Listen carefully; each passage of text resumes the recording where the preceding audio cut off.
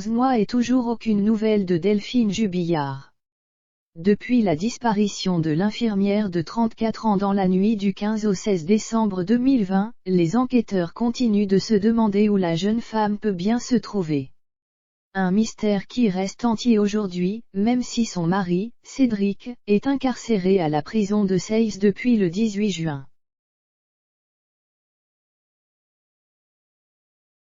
S'il ne cesse de clamer son innocence, plusieurs détails ont amené les autorités à le mettre en examen pour meurtre par conjoint et le placèrent en détention provisoire. Au milieu de cette affaire très complexe, on retrouve les deux enfants du couple, Elia et Louis, bientôt 2 ans et 7 ans, des enfants qui n'ont plus revu leur mère depuis maintenant 11 mois et dont le père est actuellement en prison. Une situation qu'on imagine extrêmement difficile pour les deux petits, qui ont choisi de diffuser un bref message lors de l'hommage rendu à Delphine Jubillard hier devant sa maison de Cagnac-les-Mines.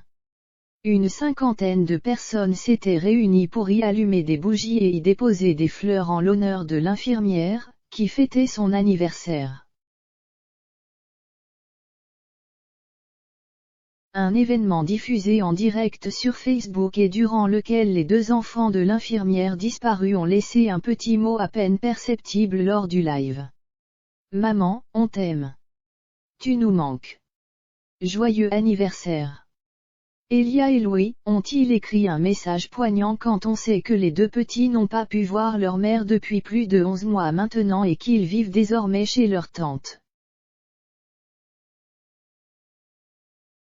Pendant cette émouvante soirée en hommage à Delphine, sa cousine Lolita a également tenu à prendre la parole pour exprimer ce qu'elle a sur le cœur. Tous les soirs, je me couche en me disant que la vérité va éclater. Mais les jours passent. Il faut que justice soit faite, clame-t-elle aujourd'hui alors que l'on a appris récemment de nouveaux éléments sur le premier interrogatoire de Cédric Jubillard en octobre dernier. L'enquête se poursuit, mais cette affaire semble encore loin d'avoir livré sa vérité. Ce mardi 16 novembre, une nouvelle demande de remise en liberté de Cédric Jubillard doit être examinée par la Chambre de l'instruction de la Cour d'appel de Toulouse. Sa détention provisoire depuis le 18 juin est considérée comme abusive par ses défenseurs, ce qui motive cette nouvelle demande, a rappelé ce week-end à l'AFP maître Emmanuel Franck qui défend avec mai Jean-Baptiste Allary et Alexandre Martin ce peintre plaquiste intérimaire qui clame son innocence.